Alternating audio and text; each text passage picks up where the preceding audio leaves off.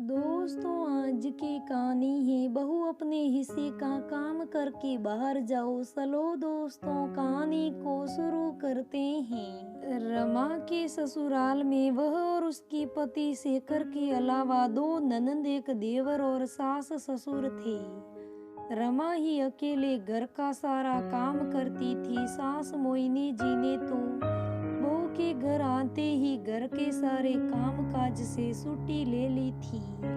ननंद सीमा रमा के कामों में हमेशा मदद किया करती थी। घर में काम वाली भी नहीं लगी हुई थी, इसलिए सीमा की मदद के बाद भी रमा के कामों में कोई कमी नहीं होती थी। काम बहुत ज्यादा था। वहाँ पर एक बात रमा को बहुत खराब लगती थी कि अगर वह शेखर के साथ घर से बाहर कहीं जाती थी और लौटने में सारे रात के 12 ही क्यों ना बज जाए, घर पर खाना नहीं बना होता था।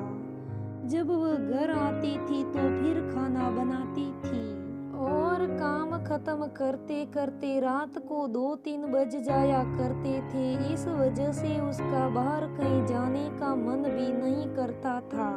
कुछ समय बाद सीमा की शादी हो गई। सीमा की शादी के बाद रमा के काम और बढ़ गए। जब कभी रमा मोहिनी जी से झाड़ू पोछा और बर्तन के लिए मेड रखने को कहती थी तो मोहिनी जी बोलती, वो लोग ठीक से साफ सफाई नहीं करती हैं, कहकर बात टाल दिया करती हैं। मोहिनी जी की मर्जी आगे किसी की नहीं चलती थी, इसलिए रमा को उनकी बात मानने के सिवा कोई सहारा नहीं था। कुछ समय बाद रमा के बड़े देवर की शादी हुई। नई बहू के आते ही मोहिनी जी के तेवर बदल गए।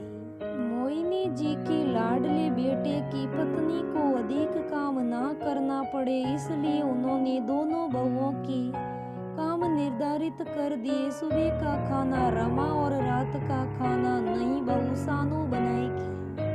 रमा ने सोचा था चलो देवरानी के आने से उसे कुछ आराम हो जाएगा, लेकिन यहाँ तो उल्टा देवरानी के ही आराम की व्यवस्था की जा रही थी। मोहिनी जी, जिन्होंने अब तक रमा के कहने पर मेड नहीं रखा था, उन्होंने सानू के आराम के लिए उसके बिना कहे ही मेड रख दिया।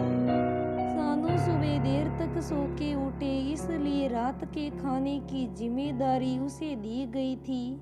रमा चुपचाप अपने हिस्से के काम तो क्या ही करती थी, बल्कि सानू रात में अपने पति या भाई के साथ घूमने चली जाती थी तो उसका काम भी किया करती थी। लेकिन मोहिनी जी सानू को उसकी जिम्मेदारियां नहीं बताती थी।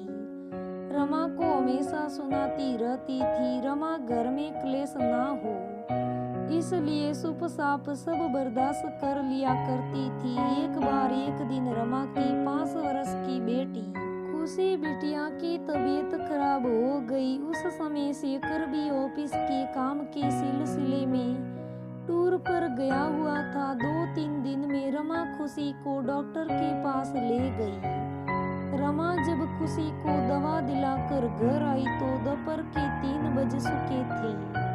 सुबह का खाना रमा को बनाना होता था और रमा खुशी को लेकर डॉक्टर को दिखाने चली गई थी तो वह खाना नहीं बना पाई थी और सुबह का खाना बनाने की बारी उसकी थी तो सास और देवरानी में से किसी ने खाना नहीं बनाया और नहीं मोहिनी जी ने सानू को कहा कि तुम बना लो, रमा डॉक्टर के पास गई हैं। दोनों सास बहू रमा का इंतजार कर रही थी। रमा जब 3 बजे घर आई तो खुशी को बिस्किट के साथ दवा पिलाकर सुला दिया, फिर खाना बनाया। तब सबने खाना खाया। आज रमा को बहुत गुस्सा आ रहा था कि वह सानू की बारी में उसका काम कर देती थी, लेकिन आज किसी को उसकी या खुशी की कोई भी परवाह नहीं थी।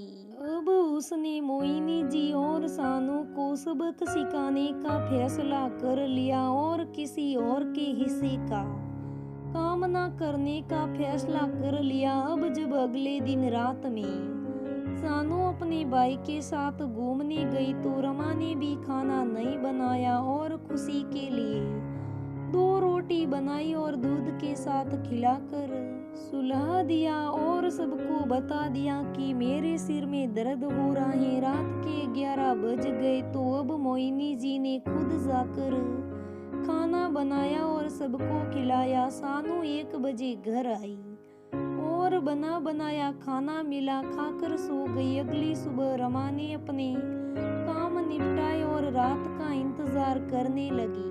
रात में सानू खाना बनाने के समय फिर से अपने भाई को बुलाकर उसके साथ चली गई। आज फिर से काफी रात तक वापस नहीं आई तो फिर से मोहिनी जी ने खाना बनाया और सबको खिलाया। फिर से देर रात सानू की वापसी हुई और खाना खाकर सो गई। रमा को मोहिनी जी का काम करना खराब तो लग रहा था, लेकिन सबक सिखाना भी जरूरी था, इसलिए वह काम करने के लिए नहीं जाती थी। सानू भी 1 नंबर की आलसी और कामचोर थी। वह जानबूझकर काम के समय ही भाई के साथ घूमने चली जाती थी ताकि बिना काम किए ही बना बनाया खाना मिल जाए। 2 दिन जब मोहिनी जी ने रात में सानू के हिस्से के सारे काम किए तो उनको गुस्सा आना ही था। अगली रात जब फिर से सानू भाई के साथ जाने के लिए तैयार होने लगी तो मोहिनी जी ने बोल ही दिया, इतनी रात में जाने की जरूरत नहीं है और अगर जाना है तो खाना बना कर जाओ और आगे से भी कहीं जाना हो तो अपने हिस्से के काम निपटा कर जाया करो। अब सानू के पास कोई सहारा नहीं था काम से बचने का। अब जब उसको खाना बना कर ही जाना था तो जाने का कोई फायदा नहीं था, तो उसका रात में बाहर जाना बंद हो गया। रमा थोड़ा बुरी तो बनी, लेकिन सानू और मोहिनी जी को समझ में भी आ गया और दोनों को सबक भी मिल गया। उस दिन के बाद सानू कभी भी कहीं नहीं जाती थी। सानू तो सिर्फ कामचोर थी, इसलिए काम ना करना पड़े इसलिए कहीं भी जाया आया करती थी।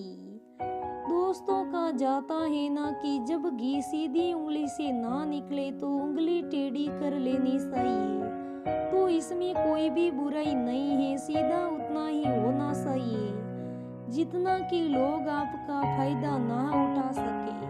दोस्तों, रमा के सास और देवरानी जैसे नेसी सोच वाले बहुत बेटे हैं और ऐसी सासें भी बहुत होती हैं जो बहुओं में भेदभाव करती हैं, जो अपनी एक बहू को बढ़ावा देती है, दूसरी को कुछ नहीं समझती।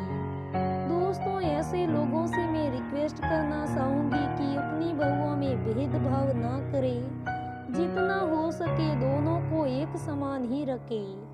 दोस्तों, कहानी कैसी लगी मुझे कमेंट करके ज़रूर बताना। अगर कहानी अच्छी लगी तो लाइक करना, शेयर करना, मेरे चैनल को सब्सक्राइब करना। धन्यवाद दोस्तों।